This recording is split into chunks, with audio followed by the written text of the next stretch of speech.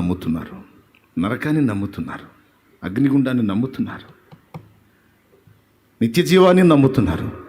యేసు అనే ఆ మమతామూర్తిని ఒక హృదయంలోకి ప్రవేశింపజేయగలిగితే బతికిపోతాడే వాడు. యుగ యుగాలు మన పేరు చెప్పుకుంటాడే, ప్రభువుని మయంపరుచుకుంటాడు. ఆయన్ని పరిచయం చేసిన నిన్ను బ్రతుకాలు నిత్యత్వం అంతా గుర్తుపెట్టుకుంటాడే.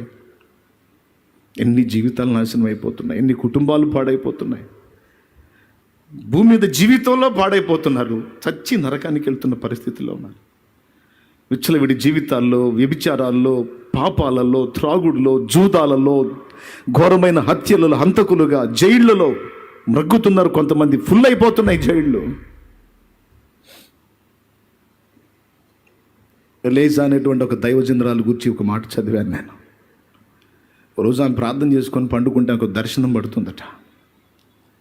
ఆ దర్శనంలో న్యాయపీఠం కనపడుతుంది, దేవుని సింహాసనం కనపడుతుంది, దాని మీద ప్రభు కూర్చొని ఉన్నాడు.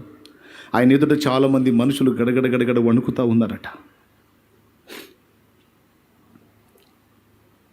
దక్షిణాఫ్రికా ప్రజలు, నీగ్రో ప్రజలు కొంతమంది, జుట్టు కురచగానున్న ముఖం, ఆ శరీరం అదొక రకంగా ఉంటుంది కదా, వాళ్ళు గడగడగడ వణుకుతా ప్రభువా ప్రభువా అంటా ఉంటే ఆయన ఏదో మాట్లాడాడు. వాళ్ళు సమాధానం ఇస్తున్నారు. ఏంటో తెలుసా?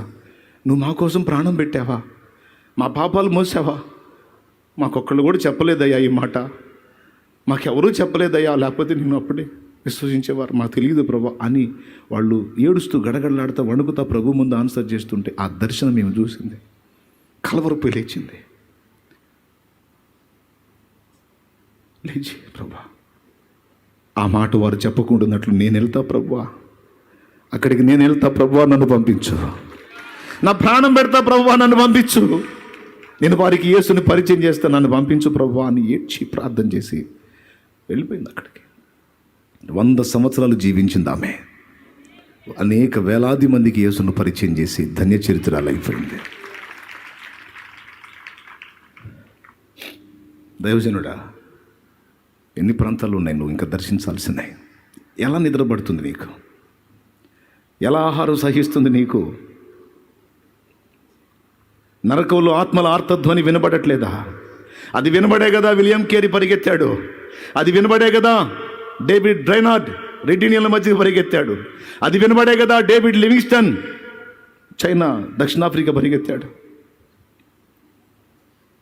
అది వినబడే కదా భక్తులు ఎక్కడెక్కడి నుంచి ఎక్కడెక్కడికో పరిగెత్తారు. మరి నీకెందుకు వినబడట్లేదు? ఒకవేళ వినబడిందా దాన్ని తీవ్రంగా తీసుకోవట్లేదా?